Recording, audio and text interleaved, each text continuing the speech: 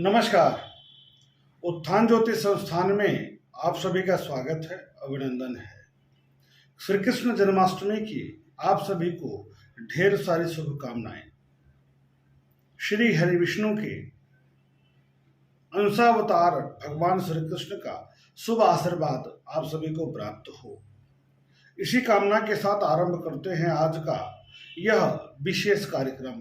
कृष्ण जन्माष्टमी आखिर कब मनाएंगे, किन मुहूर्तों में मनाएंगे और क्या उपाय करेंगे, क्या विधि विधान है, इसको जानेंगे।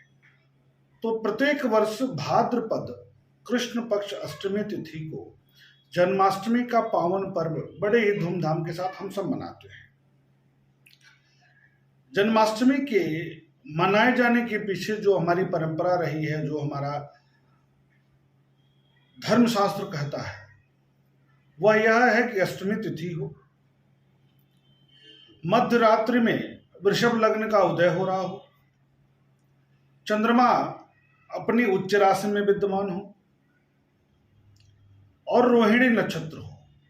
यही सुंदर संयोग का निर्माण अगर हो रहा है तो उस समय में जितना अधिक से अधिक हमें प्राप्त हो जाए यह सुंदर संयोग, उसमें हम कृष्ण जन्माष्टमी का पावन पर्व मनाते हैं। लेकिन मुख्य यही है कि रोहिणी नक्षत्र प्राप्त हो जाए और अष्टमी तिथि प्राप्त हो जाए। भगवान श्री कृष्ण का जब जन्म हुआ था तो रोहिणी नक्षत्र थी, चंद्रमा वृषभ राशि के थे, सूर्य, चंद्र, मंगल, बुध, बृहस्पति, शुक्र, शनि सारे ग्रहों की स्थितियां बहुत मजबूत थी। लेकिन लग्न था वृषभ लग्न। सूर्य अपनी राशि के थे उस समय, सिंह राशि में।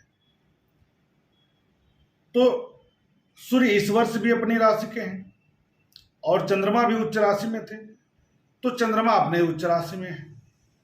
रोहिणी नक्षत्र भी हमको 6 तारीख की शाम को मिल जाए, रात में मिल रही है और अष्टमी तिथि भी प्राप्त हो जा रही है।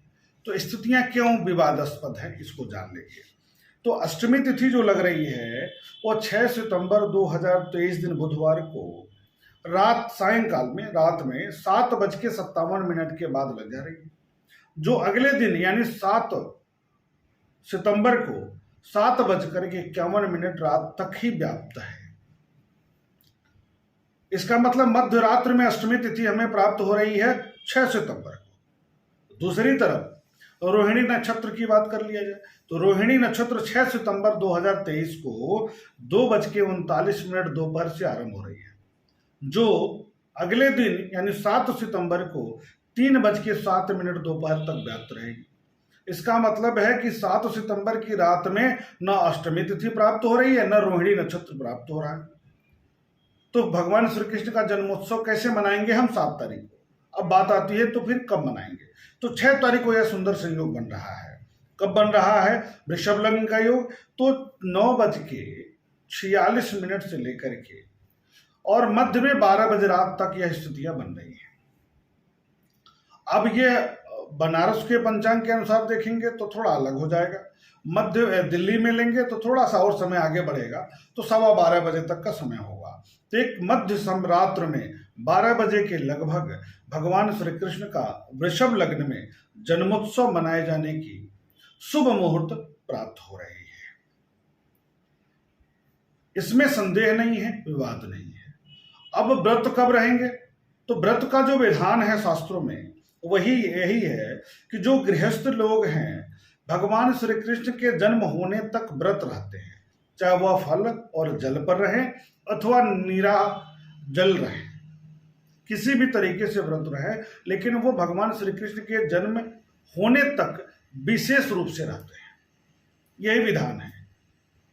तो 6 तारीख को सभी लोग जो गृहस्थ हैं वो व्रत रहेंगे। अब वैष्णव जन क्यों 7 तारीख को मनाते हैं, क्यों अगले दिन मनाएंगे, इसको जान लें। क्योंकि जब भगवान श्री कृष्ण का जन्म होता है, जन्म हो जाता है, तो प्रसन्नता व्यक्त करने के लिए वे लोग यज्ञ करते हैं, हवन करते हैं, पूजा पाठ करते हैं, नाचते हैं, गाते हैं। तो जन्म होने के बाद वो अनुष्ठान करते हैं विशेष रूप से। बस यही फर्क है। क्योंकि जैसे एक सामान्य भाषा में भी अगर हम कहें कि किसी बच्चे का जन्म होना होता है तो सामान्यतः घर के लोग खा नहीं पाते हैं, व्रत गिराते हैं, पता नहीं कौन आ रहा है और कैसा होगा, कोई दिक्कत तो नहीं है। इस तरह से मनोभाव आती है तो हम प्रसन्नतापूर्वक कुछ खा नहीं पाते। तो हमारे मन में भगवान श्री कृष्ण के प्रति यह प्रेम है कि कन्हैया आ रहे हैं तो क्या स्थिति बनने वाली है, कैसा होगा। जन्मोत्सव, जब जन्मोत्सव हो जाता है, जन्म मना ले तो हो जाता है, जन्मोत्सव मना लेते हैं, तब हम प्रसाद ग्रहण करते हैं विशेष पूजन अर्चन के बाद। तो व्रत रहेंगे 6 तारीख को गृहस्थ लोग, उसके बाद वैष्णव जन व्रत रहेंगे, इसमें संदेह की बात बिल्कुल भी नहीं है। पूजा पाठ कैसे करेंगे, किन तरीकों से करेंगे, तो इसको भी मैं सामान्य तरीके से बता दूं। सबसे पहले 6 तारीख को प्रातःकाल स्नान आदि से निवृत्त हो जाइए, पूर्ण मनोभाव से सात्विक रहते हुए, अंतरात्मा से भगवान श्री कृष्ण को याद करते हुए, नारायण को याद करते हुए व्रत का संकल्प लेना चाहिए। स्नान आदि से निवृत्त होने के बाद पूजा स्थल पर बैठ जाने के बाद पूरे घर में गंगा जल का छिड़काव कर देने के बाद भगवान गणेश की आराधना करेंगे, इष्ट देव की आराधना करेंगे, भगवान शिव की आराधना करेंगे, माता पार्वती की आराधना करेंगे, स्वयं भगवान विष्णु की भी आराधना करेंगे जो मानव अवतार के रूप में जन्म लेने वाले हैं। फिर जब सबको याद कर लेंगे, सबका ध्यान कर लेंगे, उसके बाद विशेष रूप से कन्हैया का ध्यान करेंगे, भगवान श्री कृष्ण का ध्यान करेंगे। ओम नमः भगवते वासुदेवाय नमः इस मंत्र का जप करते हुए ध्यान करेंगे, उनको याद करेंगे। उसके बाद जो भी उपलब्ध सामग्री है उसके द्वारा पूजन करेंगे।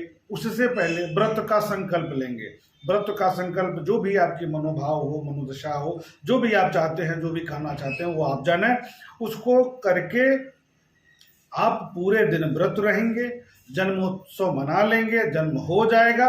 उसके बाद षोडशोपचार पूजन करेंगे, पंचामृत से स्नान कराएंगे, माखन मिश्री का भोग लगाएंगे, अबीर गुलाल चंदन रोली अक्षत कलावा सभी जितने भी हमारे पास षोडशोपचार है उसके द्वारा भगवान श्री कृष्ण का पूजन करेंगे।